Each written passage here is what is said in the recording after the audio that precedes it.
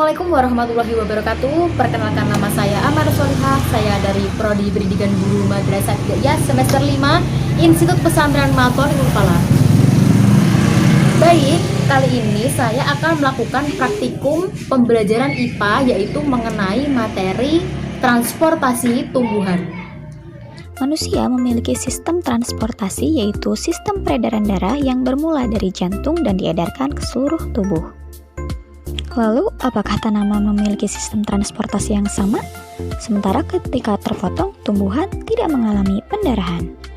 Ternyata sistem transportasi pada tumbuhan berbeda, di mana tumbuhan memiliki jaringan pengangkut berupa xilem dan juga phloem. Xilem berfungsi mengangkut air dan mineral dari akar ke daun, sementara phloem mengangkut hasil fotosintesis dan diedarkan ke seluruh tubuh. Perhatikan penampang melintang xilem dan phloem yang terdapat pada batang dan akar.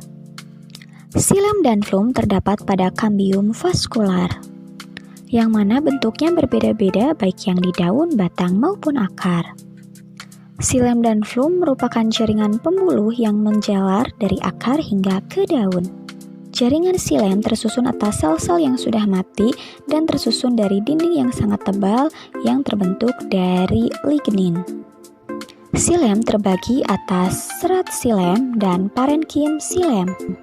Pada bagian akar, parenkim xilem berkumpul di bagian tengah, sedangkan pada bagian batang, parenkim xilem berada pada ujung tepi batang yang berfungsi untuk memperkokoh tanaman. Jaringan xilem berfungsi juga sebagai jaringan penguat. Selanjutnya, jaringan phloem. Jaringan phloem tersusun atas sel-sel yang masih hidup, di mana berfungsi mengangkut hasil fotosintesis. Sifat pergerakan jaringan phloem adalah bergerak ke atas dan ke bawah, sedangkan jaringan xilem hanya bergerak ke atas saja.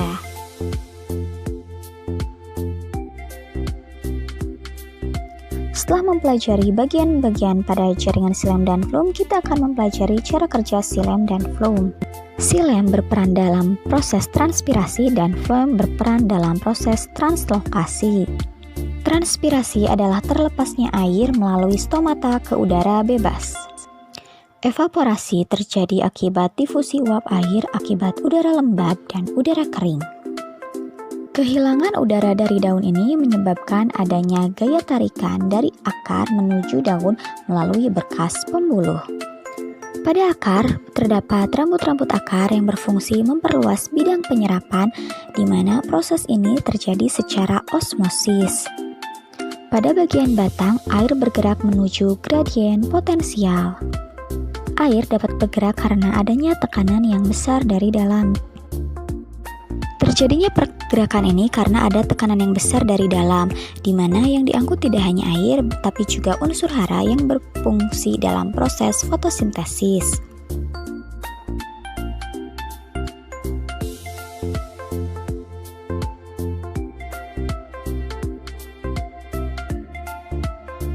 Faktor yang mempengaruhi transpirasi adalah suhu, kelembaban, angin, dan intensitas cahaya. Selain itu, ada faktor internal, yaitu berupa permukaan daun yang berlapiskan lilin dan juga stomata.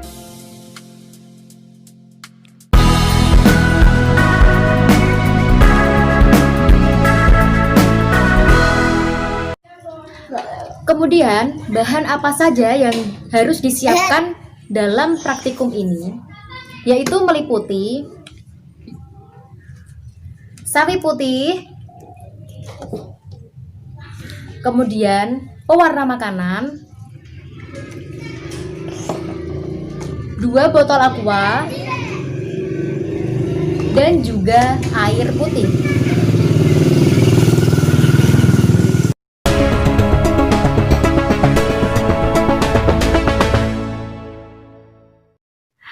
Kemudian langkah-langkah yang akan kita lakukan untuk melakukan praktikum mengenai materi transportasi tumbuhan, yaitu siapkan 2 buah botol yang kosong, kemudian isi dengan air putih secukupnya.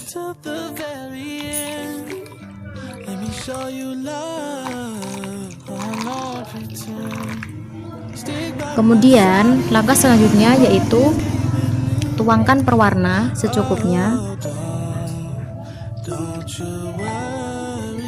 dengan warna yang berbeda. Saya mengambil warna biru dan orange.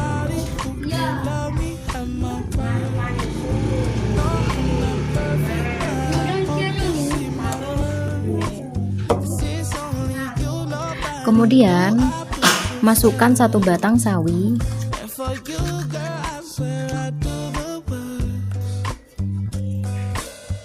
lalu diamkan kurang lebih 2 jam sampai warnanya berubah menjadi biru dan orange.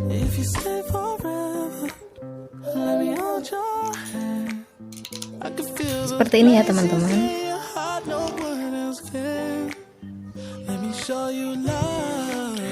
Nah, kemudian ini yang sudah dibiarkan selama 2 jam, yaitu menjadi berubah warna menjadi orange dan biru.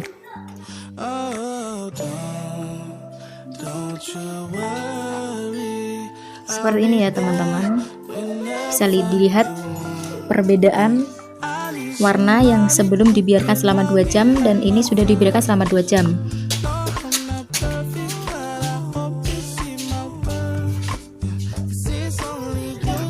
Cukup sekian praktikum saya pada hari ini. Jangan lupa kalian untuk mencoba sendiri di rumah ya. Semoga bermanfaat buat kalian semua. Cukup sekian dari saya. Wassalamualaikum warahmatullahi wabarakatuh.